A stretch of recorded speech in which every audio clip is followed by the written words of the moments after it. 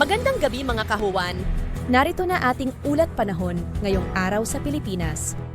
Sa kasalukuyan nga ay easterlies, ito yung mainit na hangin galing karagatang Pasipiko at ito ay nakakaapekto sa Visayas at Mindanao. Samantalang northeast monsoon o amihan ang nakakaapekto sa Luzon.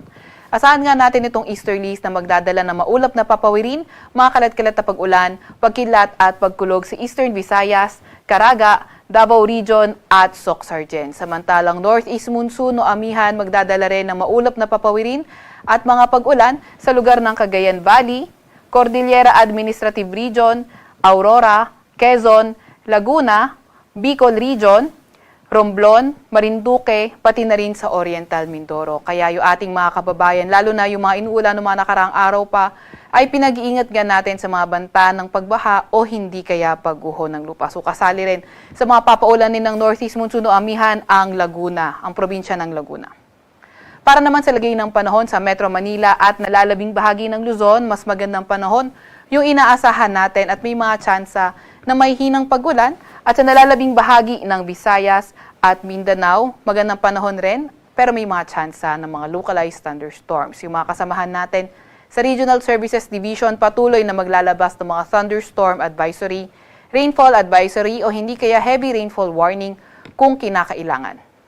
Sa kasalukuyan rin nga ay wala naman tayong namomonitor na low pressure area or bagyo sa loob or malapit sa ating Philippine Area of Responsibility. Para naman sa lagay ng ating panahon bukas, asahan nga natin patuloy pa rin makakaapekto ang northeast monsoon sa Cagayan Valley, Cordillera Administrative Region, Aurora, Quezon, Bicol Region, pati na rin sa Oriental Mindoro, Romblon at Marinduque. Kaya ingat pa rin sa ating mga kababayan sa lugar na yan. At asahan naman natin partly cloudy to cloudy skies at may mga tsansa ng mga localized thunderstorms sa nalalabing bahagi ng Mimaropa. Para sa Metro Manila at nalalabing bahagi ng Luzon, patuloy pa nga rin ang fair weather conditions with chances of light rains. Agwat ng temperatura bukas sa Metro Manila ay 23 to 30 degrees Celsius. 14 to 22 degrees Celsius sa may Baguio, 21 to 29 degrees Celsius sa may Tagaytay, 20 to 26 degrees Celsius sa may Tugigaraw, 22 to 31 degrees Celsius sa may Lawag at 24 to 28 degrees Celsius sa may Legazpi. Agwat naman ng temperatura sa Puerto Princesa ay 25 to 30 degrees Celsius, sa Calayan Islands ay 25 to 30 degrees Celsius rin.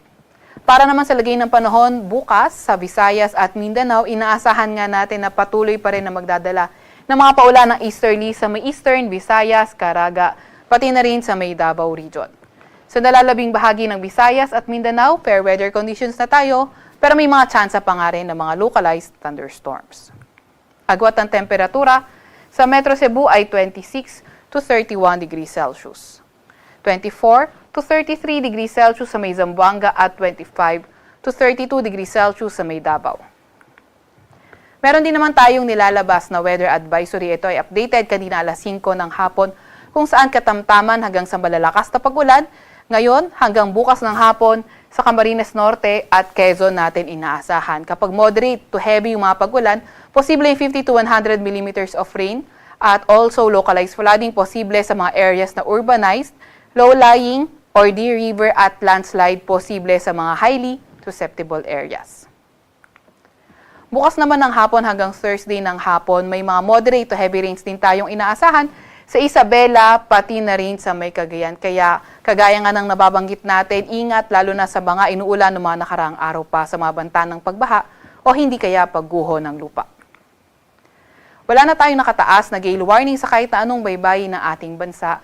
Pero ingat pa rin sa papalaot sa seaboards ng Luzon, pati na rin sa silangang seaboard ng bansa natin dahil posible nga yung mga katamtaman hanggang sa maalong karagatan. Sa Kalakahang, Maynila, ang araw ay lulubog ng 5:46 ng umaga at sisikat bukas ng 6:25 ng umaga.